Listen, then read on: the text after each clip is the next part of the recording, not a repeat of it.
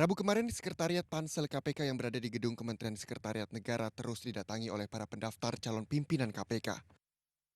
Mereka berasal dari berbagai latar belakang, termasuk purnawirawan Polri. Saya ingin mengabdikan diri lah kepada negara ini. Karena mumpung saya masih bisa, saya coba untuk ikut seleksi. Untuk latar belakang sendiri Pak seperti apa? Saya purnawirawan Polri. Sudah saya serahkan tadi. Tidak hanya purnawirawan Polri, sejumlah pendaftar datang dari luar Pulau Jawa. Mereka mendaftar secara langsung untuk memastikan berkas pendaftaran diterima langsung oleh Pansel KPK. Ya, kita akan memastikan dinamikanya. Kalau daftar online kan merasa tidak memiliki kita rasanya. Tapi kalau kita langsung datang ke tempat, kita auranya lain lagi. Kan. Gitu. Kalau visi misi Bapak nanti apa Pak? Visi kita cuma sesuai dengan Pancasila saja. Bagaimana sejahtera, hukum berjalan. Hingga saat ini jumlah pendaftar calon pimpinan KPK mencapai 256 orang. Pansel akan melakukan sejumlah tahapan seleksi hingga diperoleh 8 nama yang akan diajukan kepada Presiden serta menjalani fit and proper test di Komisi 3 DPR. Pendaftaran calon pimpinan KPK pun akan diperpanjang hingga 3 Juli mendatang setelah sebelumnya pendaftaran ditutup tanggal 24 Juni 2015. Perpanjangan pendaftaran ini diputuskan oleh Pansel KPK agar para pendaftar memiliki waktu yang cukup untuk melengkapi surat administrasi. Dari Jakarta, Rian Syah Mutakin dan Trion Julianto, MNC Media memberitakan. Masih bicara soal Komisi Pemberantasan Korupsi, yang kali ini kita bahas adalah bagaimana proses seleksi para pimpinan yang baru. Sebelum kita membahas lebih jauh, saya kenalin satu tambahan narasumber yang paling cantik pada malam hari ini, Bu Betty. Apa kabar, Bu? Kabar baik. Yang didampingi masih ada Pak Asrul Sani sama Pak Masinton. Karena nanti ujung-ujungnya akan ketemu juga sama teman-teman di Komisi 3 akan DPR. ketemu. Apapun yang dikerjakan berbulan-bulan. Kami harus mengawal Ibu. Iya. Betul. Jangan digalakin ya. Jangan. Tanggal 31 Agustus akan ada laporan akhir kepada Presiden Betul. dari semua prosesnya. Nah, mengenai pendaftaran ada perpanjangan dan semuanya karena proses administratif sebetulnya untuk melengkapi berkas seperti kelakuan baik ya Bu ya, kemudian juga soal legalisir ijazah kalau diperlukan. Mari kita melihat bagaimana proses dari tahun ke tahun, proses seleksi pimpinan KPK. Kita lihat tidak jauh-jauh dari 2010 dulu saja. Tahun 2010 itu ada 287 calon. Kemudian seleksi tahap 1 lulus atau lolos 145 orang. Kita bisa mundur ke 2010. Tadi kita baru membaca dari tahap pertama, iya. Tahap kedua 12 orang. Kemudian lolos seleksi tahap ketiga adalah 7 orang. Baru kemudian fit and proper test di DPR jadi 2 orang. Mari kita lihat 2011.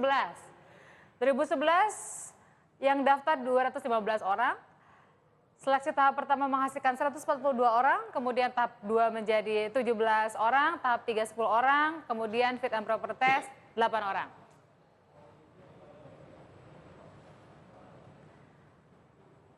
...2015 ini sejauh ini ada 256 calon. Sekarang udah lebih.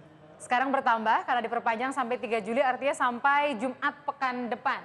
Latar belakangnya rata-rata ada advokat, ada dosen, dan PNS. Ini entah kebetulan atau tidak, rata-rata setiap seleksi itu 200-an orang gitu ya. Satu orang narasumber tambahan, kalau Ibu paling cantik dan akan tetap bertahan paling cantik. Karena yang bergabung ini Mas Emerson Yunto. Selamat malam. Apa kabar Mas? Ayo Mas. Kita ke Bu Betty dulu. Bu Betty, belum teman-teman di Pansel ini sudah dapat sorotan publik, terutama soal ketertutupan, dianggap tidak transparan. Apa yang mau disampaikan teman-teman di Pansel?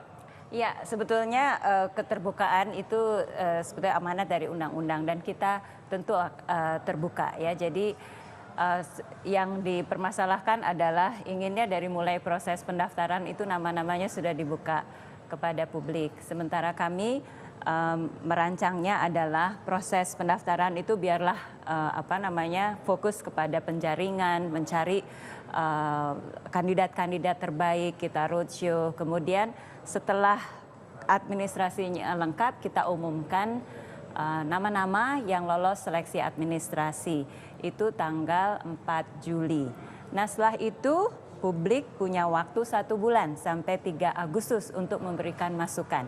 Ya, jadi kita transparan, kita mengundang masukan, kita desain halaman web khusus untuk menjaring masukan-masukan dari publik dan kita akan dengarkan masukan itu. Dan Tapi dianggap itu hanya sedikit waktu 1 bulan karena andaikan diberikan ruang informasi sejak awal, maka publik sudah bisa memberikan komentar sedini mungkin sesungguhnya. Itu yang dianggap tertutup itu, Bu Betty. Ada 2 hal ya. Undang-undang KPK mengatakan bahwa masukan paling lama itu dalam waktu 1 bulan. Jadi kalau 1 bulannya digeser ke awal nggak produktif. Karena ini kalau dilihat yang masih pendaftaran itu masih macam-macam ya. Ada yang dokumennya sama sekali tidak lengkap. Jadi menurut saya untuk produktif sebaiknya itu setelah yang lulus seleksi administrasi silahkan berikan masukan. Kita gunakan 1 bulan itu seefektif mungkin karena 1 bulan itu yang disebutkan di dalam undang-undang. Bang Eson mengomentari kinerja teman-teman paslon KPK tanpa harus membanding-bandingkan dengan proses sebelumnya. Ya, saya pikir di 2015 progresif, saya pikir dilihat dari jumlah pendaftar tadi, walaupun ada kriminalisasi, fit and proper test di DPR yang juga seringkali jadi momok, tapi pendaftar saat ini sudah hampir 400 ya. 485. Ya, 485 ini satu yang saya pikir paling tinggi di antara sejumlah proses seleksi pejabat publik. Nah, memang ada jahitan juga dari teman-teman koalisi masyarakat sipil, memang idealnya ada proses-proses yang transparan dan akuntabel seperti yang diamanatkan oleh undang-undang. Nah, harapan kita sebenarnya di awal itu juga kita sampaikan ke Pansel bahwa ada baiknya juga gitu ya, bahwa nama-nama pendaftar setidaknya bisa dilihat lah, nama dan misalnya latar belakang agar publik punya kesempatan yang sama untuk memberikan masukan terhadap rekam jejak calon di awal gitu ya. Nah, kalau dikatakan Bu Betty bahwa itu 1 bulan, saya pikir 1 bulan yang resmi. Tapi paling tidak saya pikir bahwa Pansel juga harus terbuka, membuka ruang bagi masukan publik entah sebelum atau selewat dari 1 bulan itu. Karena yang kita kan butuh memilih figur-figur yang terbaik gitu ya. Jangan sampai karena persoalan batasan dalam undang-undang itu tidak membuat Pansel menjadi jernih melihat rekam jejak dari mereka-mereka yang akan daftar ini. Jangan-jangan nanti karena publik nggak sempat menyampaikan, yang lolos tahap administrasi itu dianggap yang punya catat juga gitu kekhawatirannya. Ya. Kalau tidak dilibatkan sejak awal. Dan Bu Betty, catatan lain juga soal pelibatan PPATK. Kalau dilibatkan dari awal kan harapannya yang lolos tahap pertama itu betul-betul bersih, nggak punya masalah. Itu saya kebayang PPATK itu bakal sibuk berat kalau 485 mau diseleksi. Kita harus bekerja sistematis, kita harus menggunakan resources dengan sebaik-baiknya. Percayalah, kita ini diberi amanah ya, dan kita gunakan amanah itu sebaik-baiknya agar bisa mendapatkan hasil yang baik ya. Saya pikir istilahnya saringan ini masih kotor banget gitu kan. Kita bersihkan dulu yang sudah lengkap memenuhi syarat administratif, itulah yang kemudian diberikan feedback. Jadi feedbacknya juga terarah gitu kan. Jadi kita menyaringnya juga menjaringnya juga produktif. Karena kalau tidak kerja kita nggak karuan, nggak efektif. Jadi kita inginnya kerja waktu tahap awal pendaftaran, fokus kita menjaring kandidat yang baik. Kemudian proses seleksi kita dengarkan masukan supaya kita dapat masukan dari berbagai pihak tentang kandidat ini. Ya, dan cukup waktu kok 1 bulan lebih kalau PPATK nantinya. Karena ke tahapan berikutnya PPATK dilibatkan juga. Ini belum 3 Juli tapi sudah hampir 500 dan masih bisa bertambah katakanlah 50-an. Sebuah rekor kita bisa katakan ya dalam penjaringan calon pejabat publik. Menurut Bang Eson ada pengaruhnya nggak karena panselnya semua perempuan?